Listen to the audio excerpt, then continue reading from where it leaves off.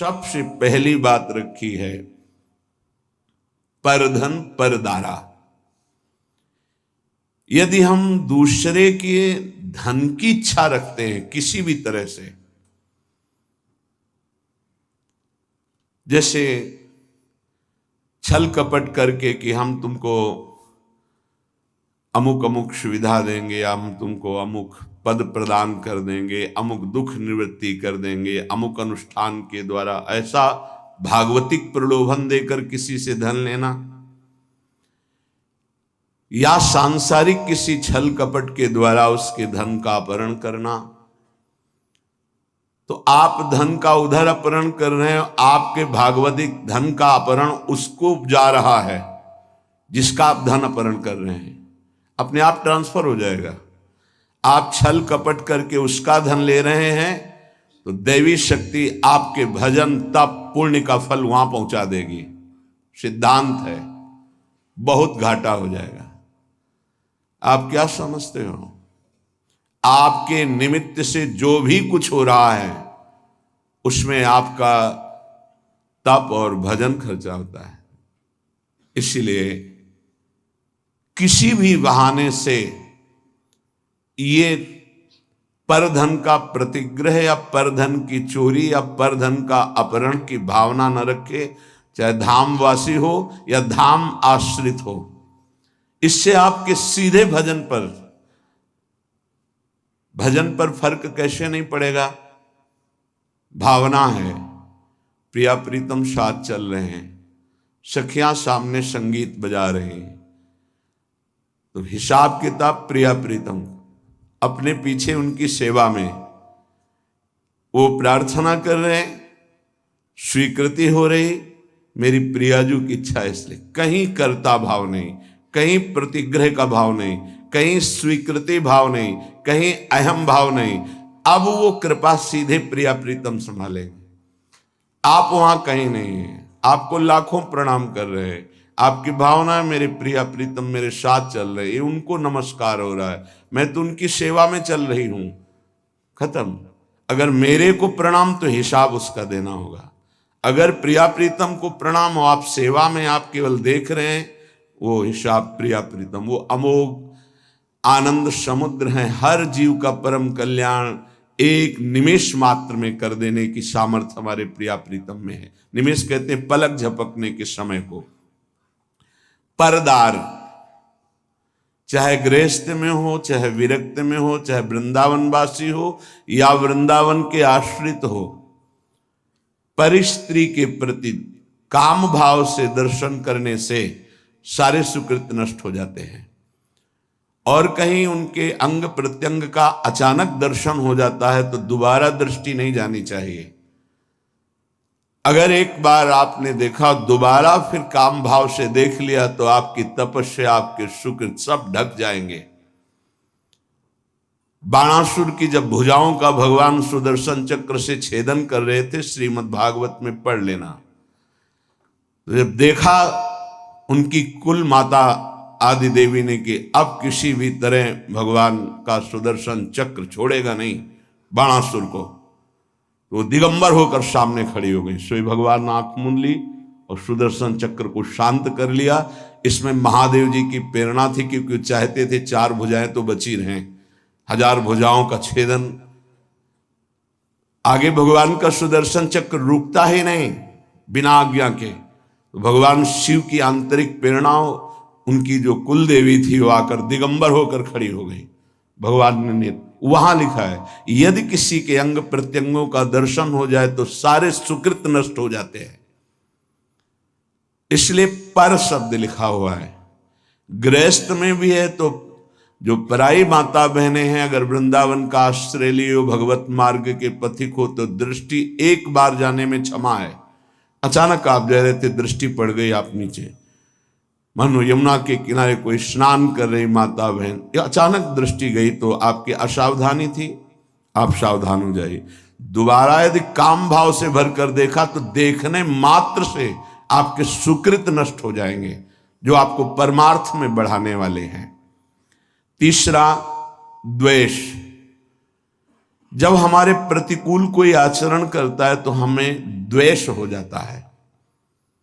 ये द्वेष बहुत ही घातक है, प्रायः सबके हृदय में रहता है और वो जलाता रहता है। जरा सी प्रतिकूल बात पर द्वेष हो जाएगा। अगर द्वेष हो गया तो भगवान की भक्ति बढ़ेगी नहीं, क्षीण होती जाएगी। क्योंकि भगवान कह रहे हैं अद्वेष्टा सर्वभूता नाम, किसी भी भूत प्राणी से तुम्हारा दोष भावना, दोष में ही द्वेष होता है। हमारे अनुकूल उसका जो व्यवहार नहीं है तो हमें द्वेष हो जाएगा। नहीं, द्वेष नहीं, भगवत भाव से प्रणाम करो। भगवान उसको प्रेरित करके आपके साथ ऐसा प्रतिकूल व्यवहार करा रहे हैं। हट जाओ, द्वेष मत करो। मात्सर्य ये बड़ा सूक्ष्म विषय है। मेरे से अधिक ये बढ़ता जा रहा है किसी भी मार्ग में, और हृदय में जलन होना, इसे मात्सर्य कहते हैं।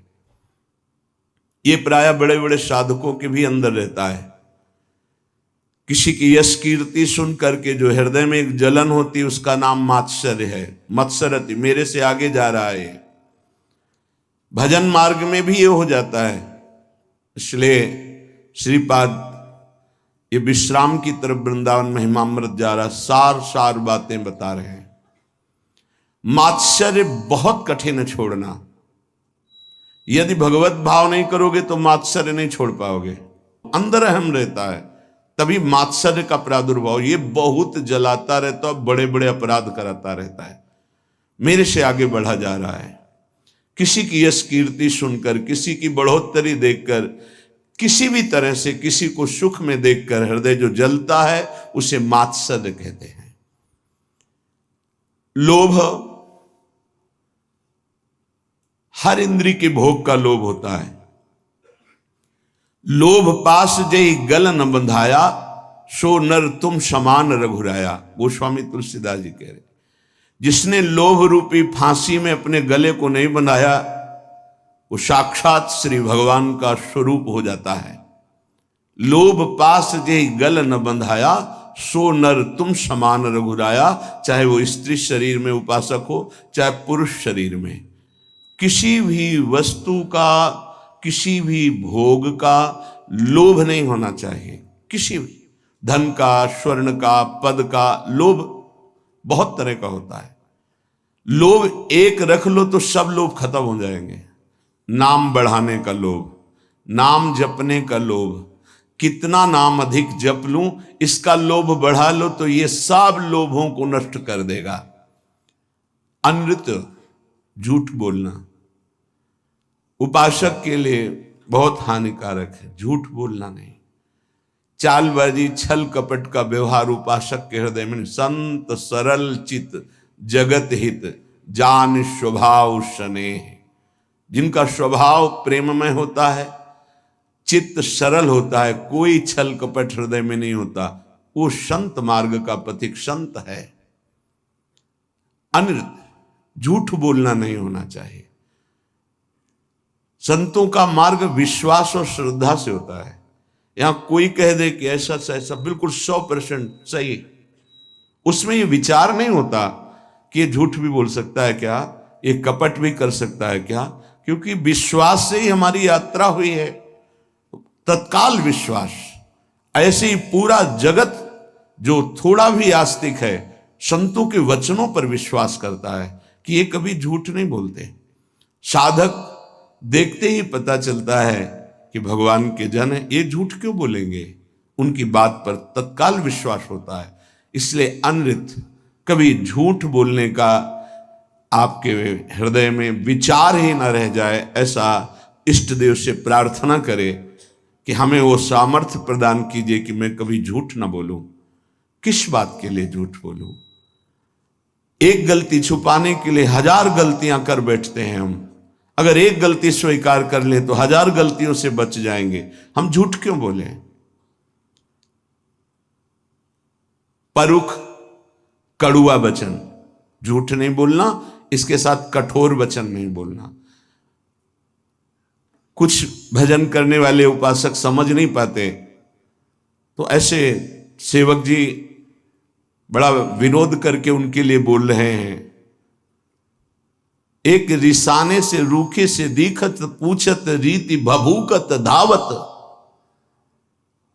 बोले एक ऐसे मानो गुस्सा है रिसाने से, मानो हृदय शुष्क है, रूखे से दीखत, बात करो तो भभूकत धावत। भभूकत धावत, भूकत शब्द श्वान के लिए है, वो एकदम ऐसे नहीं, ऐसा नहीं। उपासक का व्यवहार बहुत सरल, मृदु और उदासीन, दोनों बातें समझनी है। गंभीर शब्दों में, मृदु शब्दों में हल्की मुस्कुराहट लेते हुए बात कह दी, उदासीन हो गया। एक रिसाने से रूखे से दीखत पूछत रीति भभूकत धावत, ऐसा नहीं होना चाहिए। एक रंग मगे बोलत, ये भी नहीं होना चाहिए कि बहुत सजा करके सामने वाले, नहीं, सीधी बात, सरल चित्त से मंद मुस्कान से उत्तर दिया। आवश्यक हुआ तो, कोई हमारा द्वेष नहीं, कोई हमारा कड़ुआपन नहीं है, और उदासीन हो गए। परुख वचन कबहू न कहा, कठोर वचन कभी उपासक न बोले। पर आप भी द्रोह, किसी दूसरे से द्रोह का आचरण निष्ठुरता पूर्वक जो होता है वो कभी नहीं होना चाहिए। पराभित द्रोह, कठोर व्यवहार करते हुए द्रोह का आचरण नहीं करना चाहिए। हमारा व्यवहार मृदु होगा, आप हमारे साथ कठोर व्यवहार करते हो, वो आपका स्वभाव है, हम छोड़ देते हैं आराध्य देव के ऊपर। आराध्य देव का विधान है कि ये कठोर व्यवहार करेगा, मैं सहूंगा। उसके लिए क्या विधान है आराध्य देव जाने। अपने को कठोर व्यवहार नहीं करना, द्रोह नहीं करना। बहुत हृदय जलता है यदि द्रोह करोगे। कल्पनात्मक भय उत्पन्न होता रहता है द्रोह करने वाले को। कभी द्रोह करने वाला शांति से नहीं रह सकता है, इसलिए किसी से द्रोह ना करे। अपने से जो द्रोह करे उसको भी नमस्कार करे। हम द्रोह की भावना पुष्ट नहीं होने देंगे। आप अपनी तरफ से करो, हम आपको नमस्कार करेंगे। हमारा परमार्थ का मार्ग है, आप स्वार्थ में इसलिए समझ नहीं पा रहे। मिथ्याभिलापान, उपासक को व्यर्थ की बातें करने की आदत पर शासन करना चाहिए। बहुत अच्छे अच्छे उपासकों के दर्शन होते हैं, बोलते ही नहीं, ऐसा लगता है बाणी ही नहीं, सेवा में लगे, कभी कोई बातचीत नहीं। बहुत अच्छा है, जब बोले तो प्रिया प्रीतम की बात बोले, नहीं ताते मौन रहना उचित है, ध्रुवदास जी कह रहे हैं। तो परधन परदार द्वेष मात्सर्य लोभा अनृत परुख पराभिद्रोहो मिथ्याभिलापान त्यजति, इतने दोषों का त्याग कर दे। ये वृंदावन की रहनी है, ये वृंदावन के आश्रित का आचरण है। चाहे जहां रहते हो इसको स्वीकार कर लो। तो इह भक्तो राधिका प्राणनाथ है, श्री प्रिया प्रीतम जो हमारे प्राणनाथ हैं, इस आचरण से उसे अपना स्वीकार कर लेते हैं। बहुत जोर की बात है। हम तो प्रभु को अपना मानना शुरू करिया, और जब वो मुझे अपना मान ले, आगे के श्लोक में बहुत खुल के इसकी व्याख्या की कि एक बार प्रिया प्रीतम जिसकी तरफ देख लेते हैं उसका संसार बंधन नष्ट हो जाता है। एक बार देख लेते हैं। ऐसा श्रीमद् राधा सुधा निधि में जिस दिन श्री जी ने कृपा दृष्टि से देख लिया, ऐसा महासुख प्रकट होगा कि अगर करोड़ों मोक्ष होते तो भी हे हो जाते, तुच्छ हो जाते। करोड़ों मुक्तियों को तुच्छ कर देने वाली कृपा कटाक्ष हमारी श्री राधा किशोरी की है। यहां कह रहे हैं यदि ऐसे आचरण आप करोगे तो प्राणनाथ का प्यार नहीं पा पाओगे, और अगर इन आचरणों का त्याग कर दोगे जो अभी त्याज्य बताया गया, त्यजत इहि भक्तो राधिका प्राणनाथ है, अगर इन दोषों को त्याग दिया नाम के बल से, आश्रय के बल से, तो तुम्हारे प्राणनाथ तुम पर प्रसन्न हो जाएंगे। तुम जो भक्ति करते हो तुम्हारी भक्ति करेंगे। तुम्हारी भक्ति क्या होती है? भावे मोहि जोई सोई सोई करे प्यारे। अब जो मुझे भाता है मेरे प्यारे वही करते हैं।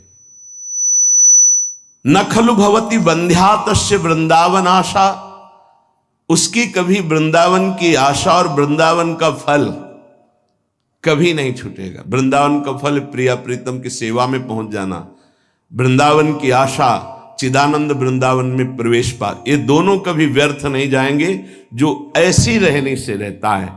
बंध्या कहते हैं कि जो पुत्र नहीं प्रकट करती, वो आशा बंध्या है जिसमें ये दोष है, वो फल प्रकट नहीं कर पाएगी, इसलिए इन दोषों का त्याग करें।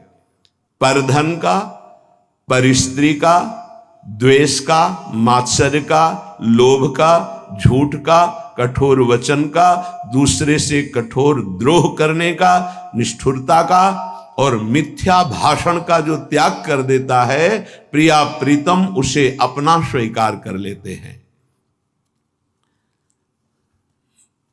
निर्मर्यादाश्चर्य कारुण्य पूर्णो राधा कृष्णौ पश्यतश्चेत् कदाचित्। राधा कृष्णौ पश्यतश्चेत् कदाचित्, यः कोऽप्यस्मिन् यादृशास्तादृशो वा देहस्यान्ते प्राप्नुयादेव सिद्धिम। देख लो, विश्वास करो, यदि आप ऐसे चलोगे तो आपके ऊपर दोनों की दृष्टि हो जाएगी।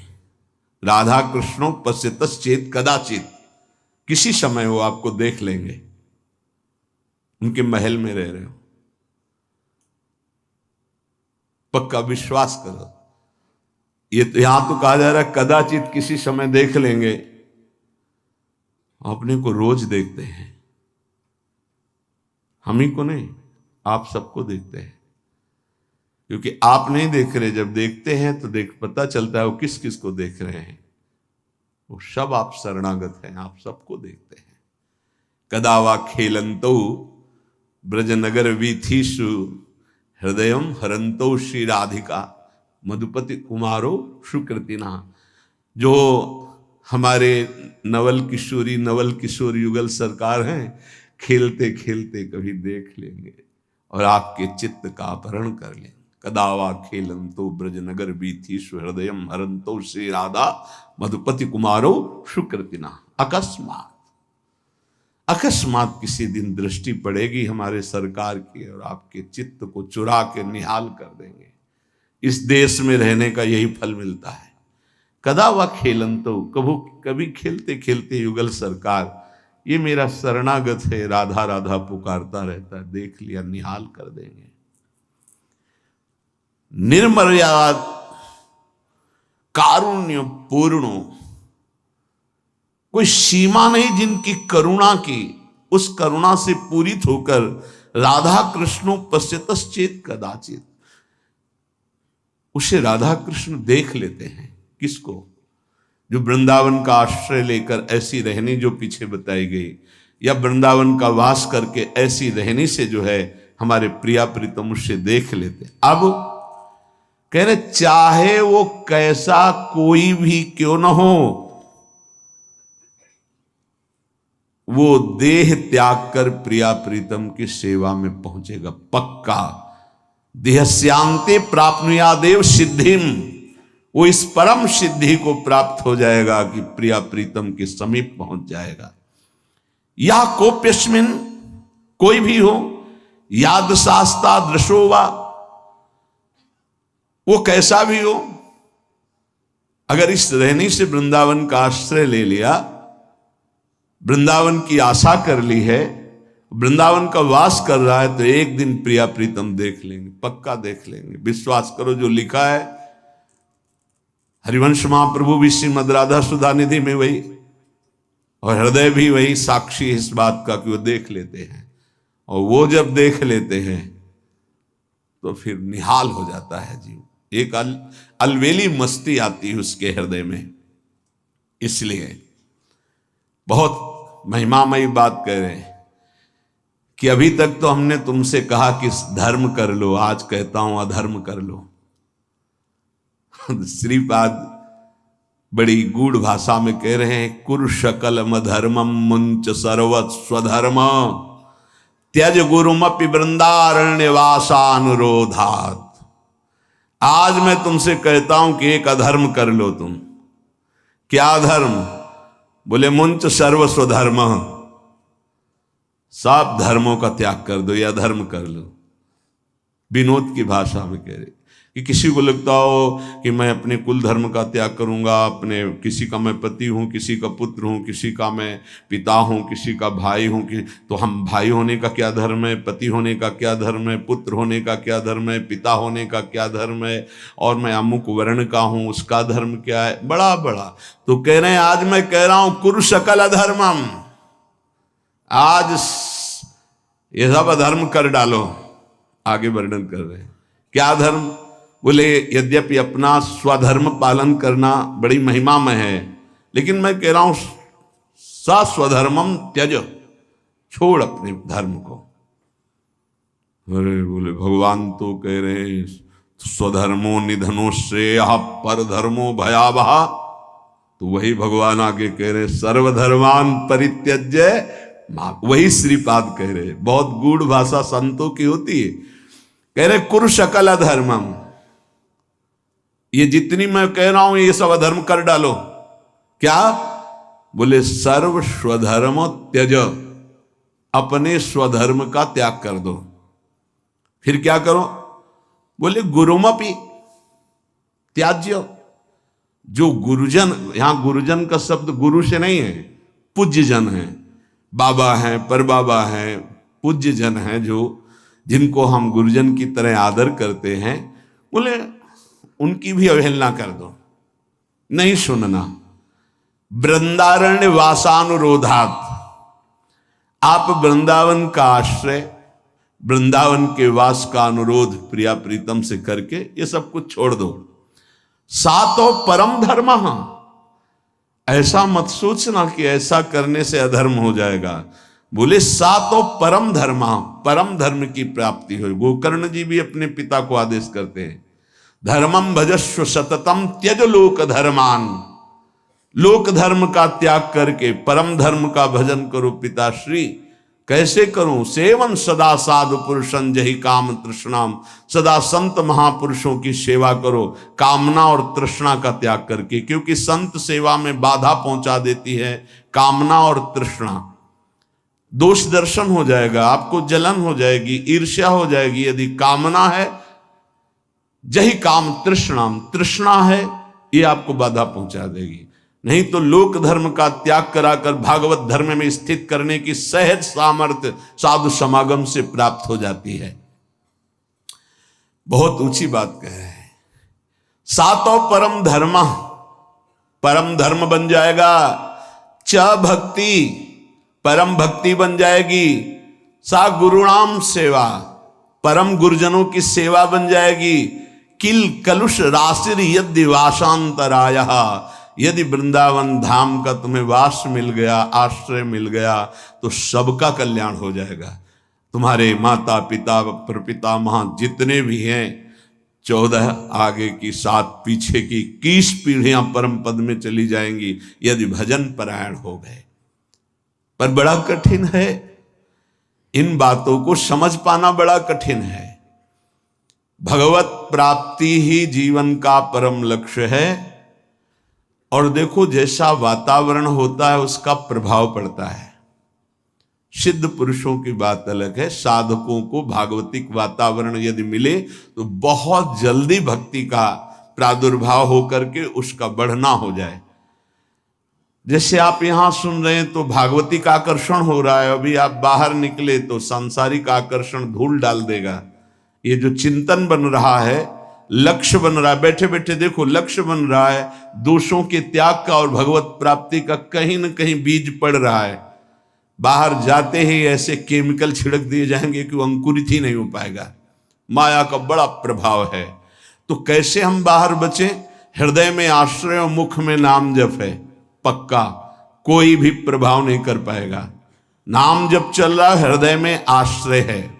राधा मधुपति पदाम्बुज भक्ति रसपूर दूर मुक्तस्य अजितेन्द्रियस्य कृपया मम वृंदारण्यमाश्रयो भवतु। ना तो किसी प्रेमी का संग हुआ और ना इंद्रियों पर विजय प्राप्त की, तो क्या भजन बनेगा? बोले हम तुम्हें उपाय बता रहे हैं, यदि तुम वृंदावन आ गए तो दोनों बातें हो जाएंगी। अजितेंद्रिय होते हुए भी तुम्हें भगवत प्राप्ति हो जाएगी। और भगवत प्रेमियों का संग तो यहां गली गली में है, वो करा देंगे, प्रभु करा देंगे। राधा मधुपति पदाम्बुज भक्ति पक्का जागृत हो जाती है। वृंदावन का आश्रय मिला जहां, तो फौरन वो आपको रसिकों का संग करा देगा। रसिकों का संग हुआ तो इंद्रियों पर शासन प्रारंभ हो जाता है। जबरदस्ती इंद्रियों को भोगों से हटाकर प्रिया प्रीतम में लगाया जाता है। ये रसिकों के संग का फल होता है।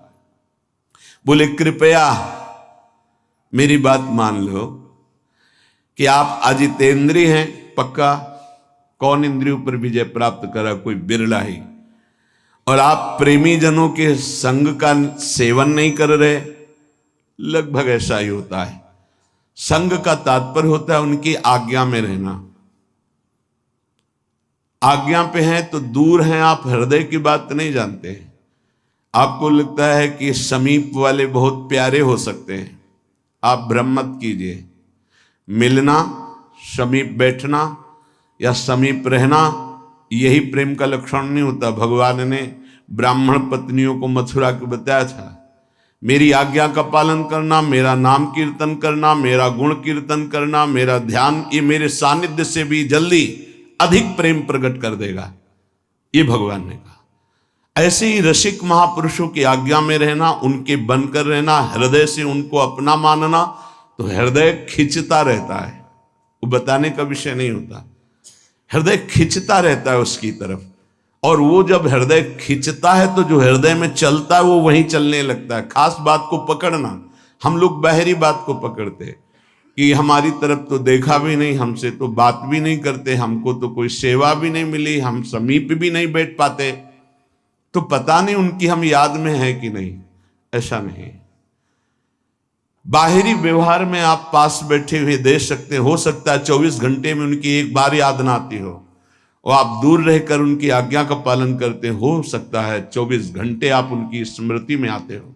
कैसे तुम्हें पता चलेगा? तुम चित्त जोड़ो, और जब तुम्हारे चित्त में आह्लाद हो रहे लगने लगे कि मुझे बहुत प्यार करते, तो समझ लेना उनका चिंतन और आपका चिंतन जिस दिन एक होगा, आप जान जाओगे कि रसिक महापुरुष गुरुदेव कितना हमें प्यार करते हैं। सच्ची मानना। तुम्हें कैसे बताए? प्यार हृदय का विषय होता है, बाहरी व्यवहार का विषय नहीं होता है। इसलिए कह रहे कि अगर रसिक जनों से आप दूर हैं, आप अजितेंद्रिय भी हैं, तो आप चिंता ना करें, आप शरणागत हैं, आप आश्रित हैं। राधा मधुपति पदाम्बुज भक्ति रस पूर्ण, आपका हृदय प्रिया प्रीतम के प्रेम रस से पूर्ण हो जाएगा। आप एक एक मिनट आपका जो जा रहा है बहुत कीमती जा रहा है, बहुत महिमा में जा रहा है। आप ये मत देखो कोई देख रहा है कि नहीं देख रहा। आप अपनी दिनचर्या में, आप अपनी शरणागति में सच्ची आपको बहुत प्यार है। प्यार का मतलब गले लगाना नहीं, प्यार का मतलब बात करना नहीं, प्यार का मतलब देखना नहीं, प्यार का मतलब ये कहना नहीं कि मैं आपको बहुत प्यार करता हूं। वो हृदय का विषय होता है। इसीलिए इस श्लोक में कह रहे हैं कि राधा मधुपति पदाम्बुज भक्ति रसपूर पर दूर मुक्तस्य, जीवन मुक्त महापुरुषों की समीपता नहीं प्राप्त है, दूर है। अजितेंद्रियस्य, वो अजितेंद्रिय भी है, पर कृपया उसके ऊपर कृपा बरसेगी। वो आश्रित है, वो शरणागत है। तो मम वृंदारण्यमाश्रयो भवतु, कभी कृपा हो जाए मुझे वृंदावन का आश्रय मिल जाए, वृंदावन का वास मिल जाए।